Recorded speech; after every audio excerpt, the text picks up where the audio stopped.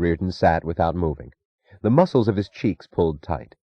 But his glance was indifferent, focused only by the faint pull of morbid curiosity. "You are a businessman, Mr. Reardon. This is a proposition which you cannot afford to ignore. On the one hand, you are gambling against great odds. You are bucking an unfavorable public opinion. You run a good chance of losing every penny you put into Reardon Metal. On the other hand, we can relieve you of the risk and the responsibility at an impressive profit, an immediate profit, much larger than you could hope to realize from the sale of the metal for the next 20 years. The State Science Institute is a scientific establishment, not a commercial one," said Reardon. "What is it that they're so afraid of?" "You are using ugly, unnecessary words, Mr. Reardon. I am endeavoring to suggest that we keep the discussion on a friendly plane. The matter is serious." "I am beginning to see that." "We are offering you a blank check on what is, as you realize, an unlimited account. What else can you want? Name your price." "The sale of the rights to Reardon Metal is not open to discussion. If you have anything else to say, please say it and leave." The man leaned back, looked at Reardon incredulously, and asked, "What are you after?" "I? What do you mean?" "You're in business to make money, aren't you?" "I am." "You want to make as big a profit as possible, don't you?" "I do." "Then why do you want to struggle for years, squeezing out your gains in the form of pennies per ton, rather than accept a fortune for Reardon Metal?" "Why?" "Because it's mine. Do you understand the word?" The man sighed and rose to his feet. "I hope you will not have cause to regret your decision, Mr. Reardon," he said. The tone of his voice was suggesting the opposite. "Good day," said Reardon. "I think I must tell you that the State Science Institute may issue an official statement condemning Reardon Metal." "That is their privilege." "Such a statement would make things more difficult for you." "Undoubtedly." "As to further consequences?" The man shrugged. "This is not the day for people who refuse to cooperate. In this age one needs friends. You are not a popular man, Mr. Reardon." "What are you trying to say?" "Surely you understand." "I don't." "Society is a complex structure. There are so many different issues awaiting decision, hanging by a thin thread. We can never tell when one such issue may be decided, and what may be the decisive factor in a delicate balance. Do I make myself clear?" "No." The red flame of poured steel shot through the twilight. An orange glow, the color of deep gold, hit the wall behind Reardon's desk. The glow moved gently across his forehead. His face had an unmoving serenity. "The State Science Institute is a government organization, Mr. Reardon. There are certain bills pending in the legislature which may be passed at any moment. Businessmen are peculiarly vulnerable these days. I am sure you understand me." Reardon rose to his feet. He was smiling. He looked as if all tension had left him. "No, Dr. Potter," he said, "I don't understand. If I did, I'd have to kill you." The man walked to the door, then stopped and looked at Reardon in a way which for once was simple human curiosity. Reardon stood motionless against the moving glow on the wall. He stood casually, his hands in his pockets. "Would you tell me," the man asked, "just between us? It's only my personal curiosity. Why are you doing this?" Reardon answered quietly. "I'll tell you. You won't understand. You see, it's because Reardon Metal is good." Dagny could not understand Mr. Moen's motive. The Amalgamated Switch and Signal Company had suddenly given notice that they would not complete her order. Nothing had happened. She could find no cause for it, and they would give no explanation. She had hurried to Connecticut to see Mr. Moen in person, but the sole result of the interview was a heavier, grayer weight of bewilderment in her mind. Mr. Moen stated that he would not continue to make switches of Reardon Metal. For sole explanation, he said, avoiding her eyes, "Too many people don't like it." "What? Reardon Metal, or you're making the switches?" "Both, I guess. People don't like it. I don't want any trouble."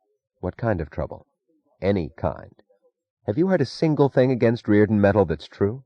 Ah, who knows what's true? That resolution of the National Council of Metal Industries said, look, you've worked with metals all your life. For the last 4 months, you've worked with Reardon metal. Don't you know that it's the greatest thing you've ever handled? He did not answer. Don't you know it? He looked away. Don't you know what's true? Hell, Miss Taggart, I'm in business. I'm only a little guy. I just want to make money. How do you think one makes it? But she knew that it was useless. Looking at Mr. Mowen's face, at the eyes which she could not catch, she felt as she had felt once on a lonely section of track when a storm blew down the telephone wires, that communications were cut, and that words had become sounds which transmitted nothing. It was useless to argue, she thought, and to wonder about people who would neither refute an argument nor accept it.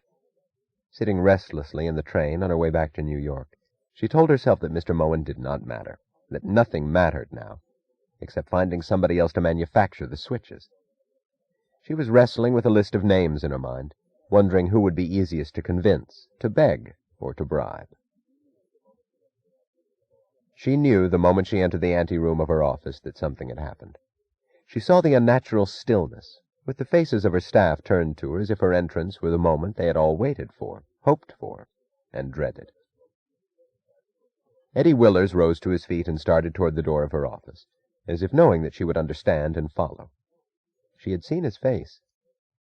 No matter what it was, she thought, she wished it did not hurt him quite so badly. The State Science Institute, he said quietly when they were alone in her office, has issued a statement warning people against the use of Reardon metal. He added, it was on the radio. It's in the afternoon papers. What did they say? Dagny, they didn't say it. They haven't really said it, yet it's there. And it isn't. That's what's monstrous about it. His effort was focused on keeping his voice quiet. He could not control his words. The words were forced out of him by the unbelieving, bewildered indignation of a child screaming in denial at his first encounter with evil. What did they say, Eddie? You'd have to read it. He pointed to the newspaper he had left on her desk. They haven't said that Reardon metal is bad. They haven't said that it's unsafe. What they've done is... His hands spread and dropped in a gesture of futility. She saw at a glance what they had done. She saw the sentences, "It may be possible that after a period of heavy usage, a sudden fissure may appear, though the length of this period cannot be predicted. The possibility of a molecular reaction, at present unknown, cannot be entirely discounted. Although the tensile strength of the metal is obviously demonstrable, certain questions in regard to its behavior under unusual stress are not to be ruled out. Although there is no evidence to support the contention that the use of the metal should be prohibited, a further study of its properties would be of value." "We can't fight it. It can't be answered," Eddie was saying slowly. "We can't demand a retraction. We can't show them our tests or prove anything. They've said nothing. They haven't said a thing that could be refuted and embarrass them professionally. It's the job of a coward.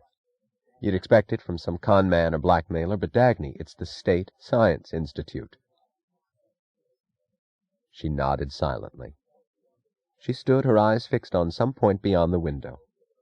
At the end of a dark street, the bulbs of an electric sign kept going on and off, as if winking at her maliciously. Eddie gathered his strength and said in the tone of a military report, "Taggart's stock has crashed. Ben Neely quit. The National Brotherhood of Road and Track Workers has forbidden its members to work on the Rio Norte line. Jim has left town." She took her hat and coat off, walked across the room, and slowly, very deliberately, sat down at her desk. She noticed a large brown envelope lying before her. It bore the letterhead of Reardon Steel.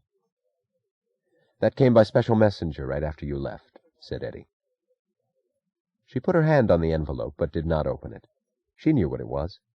The drawings of the bridge. After a while she asked, "Who issued that statement?" Eddie glanced at her and smiled briefly, bitterly, shaking his head.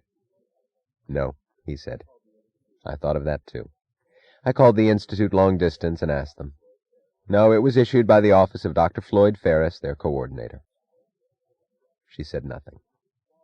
"But still, Dr. Stadler is the head of that institute. He is the institute.